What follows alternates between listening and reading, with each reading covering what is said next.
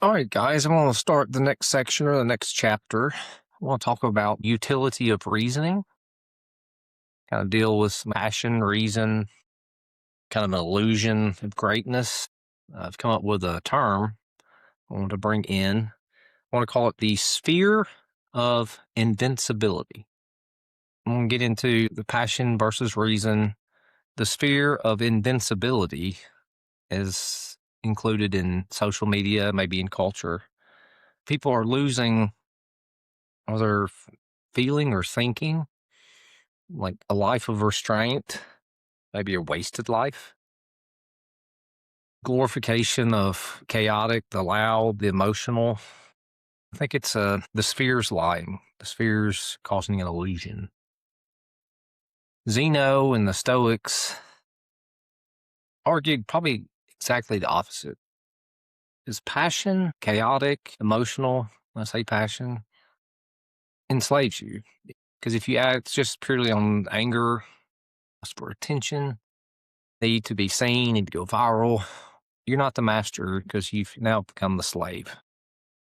Passion will cloud your judgment. It's destroying the utility of God. The sphere wants you to be emotional because emotional people click, they follow, they argue, maybe even buy what you're saying, buy what you're selling.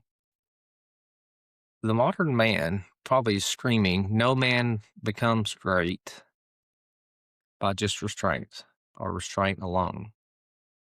People think we should want to live even if it hurts me or even if it wounds me.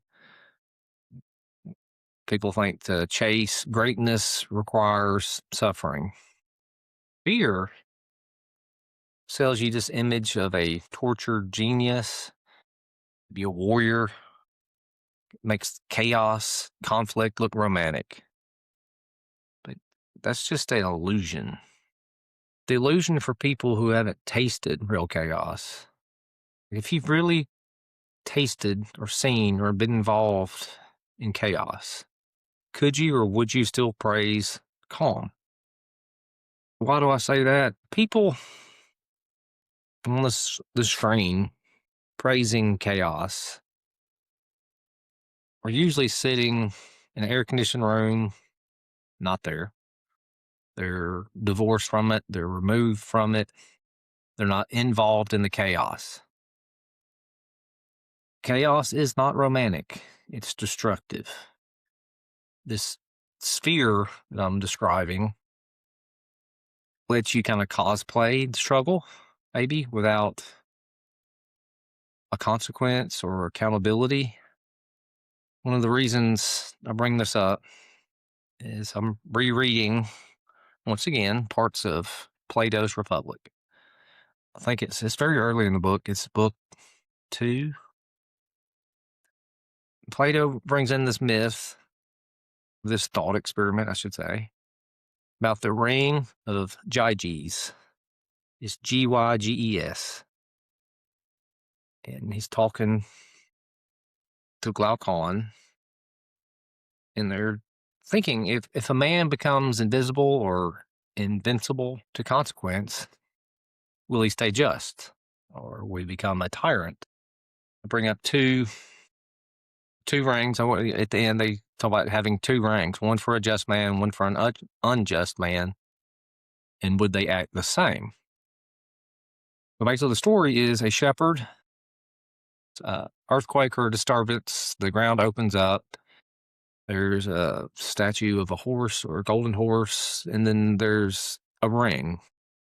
He finds the ring. He goes curious. He goes into the crevice, finds the ring.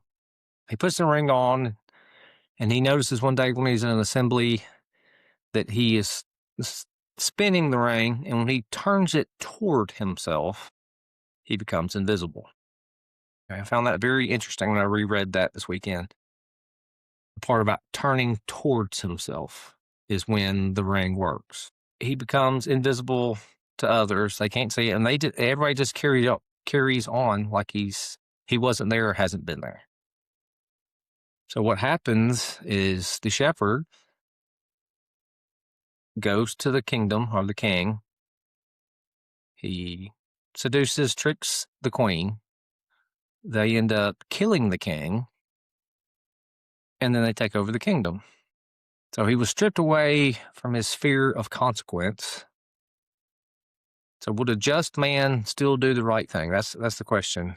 Or would it become a mask for the monster? Does it give you a sphere of invincibility? We don't have this magic ring anymore. We have these little things right here, right here. And it's a black mirror. We have a black mirror. So the black mirror of invincibility, maybe a better way of saying that. Is this the modern ring of Gyges? The device kind of creates a barrier, even if it's psychological. People feel safe because they're behind the glass. They're disconnected. They're becoming an avatar. Do they feel safe? Because are they removing themselves from the physics of the situation or the physics of the story? If you notice when people record, whatever, it doesn't matter what they're recording, they hold it up like this. They're not looking at the story. They're looking at the story through the black mirror. So they don't have like the shame of eye contact, the heat of the moment. It's the first reflex of the modern crowd. If they see a conflict break out or a tragedy happens, they pull out their phone. Why? Is it just to share it? Is it an unconscious defense mechanism? Because we're putting the screen between our eyes and reality. So we're dulling one of our senses. We're intentionally becoming, I won't say blind, we're dulling our vision. Because you're no longer in that room. You're just observer. Does it make you feel invisible? Does it make you feel invincible? You're just now watching a movie. How about that? You're just a observer watching a movie. You're detaching from the reality. You're detaching from maybe humanity. At that point, you're not a helper. You're just a person documenting for the algorithm. The same thing happens with, I think, what everybody likes to call keyboard warriors, keyboard courage. People can type things they would never probably even utter if you were, say, at arm's reach, if you were this close to each other. Attack, they can critique. This sphere protects us from an immediate reality, maybe immediate check of reality, gives us a false sense or illusion of invincibility, reduces maybe a social shame, a false bravery. How does that affect your ego? Is your ego, is it more fragile now, or is it more robust? Does it make you confuse having an opinion with just having power? Huh. I'm using this as a kind of a verbal journal. This journal, I've written a lot in it this weekend, and there's probably dozen pages about the thinking of the sphere of invincibility. I don't want you to just, I want you to think about it. So that's the thought experiment. The sphere of invincibility. Does it encourage you to be a great man because you're someone who wants to dominate, wants to take up space? Does this give you the illusion of being invincible? Or does this sphere project, are you trying to project what you're watching to be a just man? I think the utility I'm trying to get at is I want us to be interested in being a just man. not just a great man, being a just man using reason. Because can you be a great man if you lose reason? Some of the examples that I think I wrote yesterday or the day before, a just man can yield when it makes sense. A just man trying to act in accordance with his reasoning, or with, I would say, reason with a big capital R, not just an viral or just an algorithm. Just man can value calm. Calm is probably the foundation of true strength. You don't have to be the loudest in the room to have strength. Let's not let the sphere trick us into burning things down just to feel alive. Use your reason, build your utility of the mind. We're not building a highlight reel for chaos. How about that? So let's use the sphere. Don't let the sphere trick you into chaos. Use your reason. Build the utility of the mind. Build the utility of reasoning.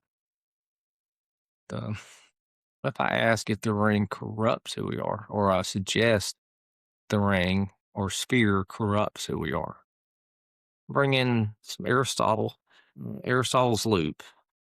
We think about this. I say this all the time in the gym. We are creatures of habit.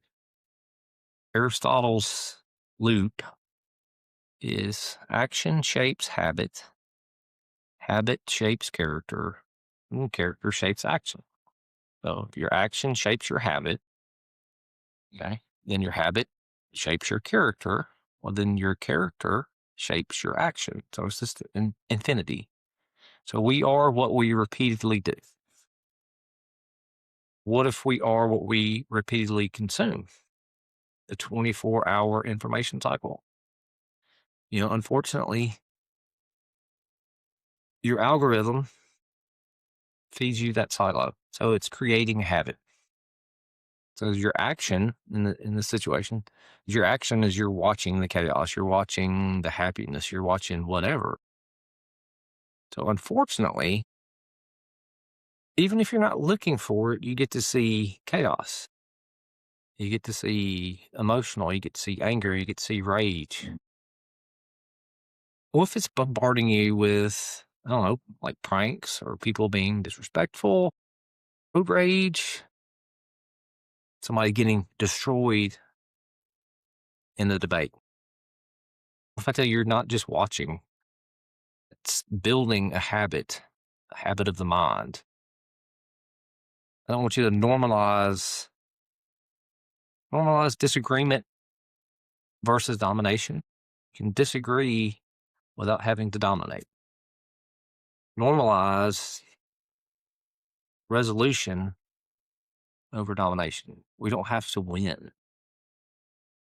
Digital debate, digital discourse, I don't want it to calcify into your character.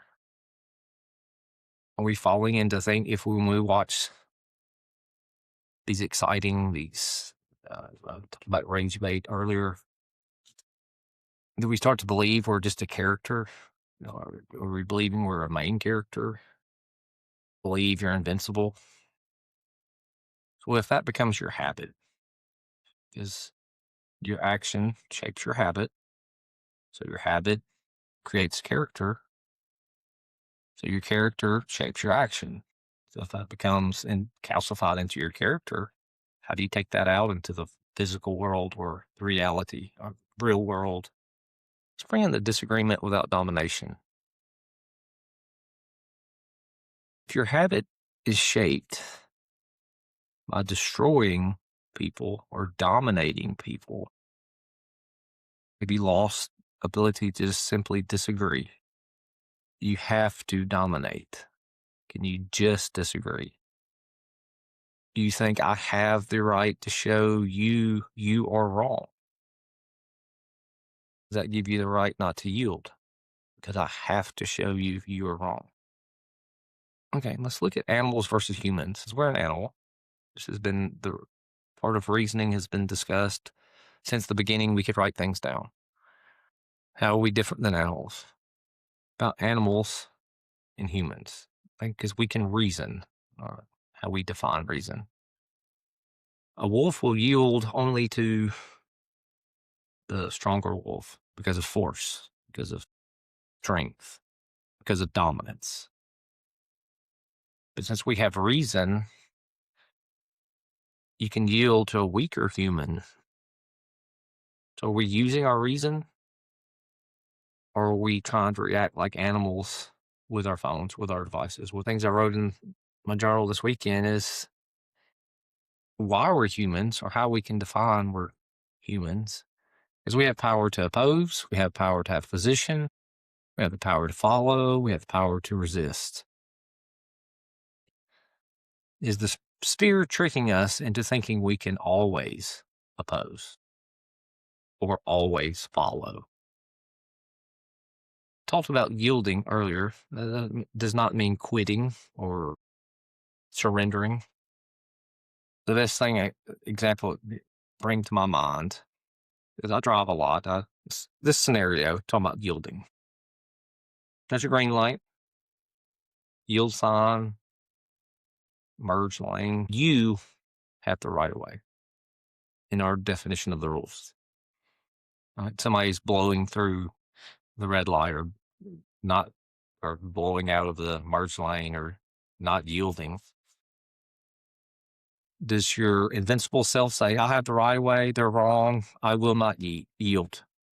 Are you seeking domination just to be right? What's the reality? If you don't yield, you crash. You wreck your car, you get hurt. I've had people say, well, it would have been their fault. You should have gone. Why didn't you go? It would have been their fault. Okay. It would have been their fault because I didn't yield. Does that fix my truck? Does that fix my back? Does that fix any of the problems? Don't let that sphere of invincibility, because you don't have the ability to yield, even if you have the right of way. Reasoning is a true utility. Being able to yield, even if you're right, allows you to avoid the accident that your ego wanted to or allowed or made possible to happen.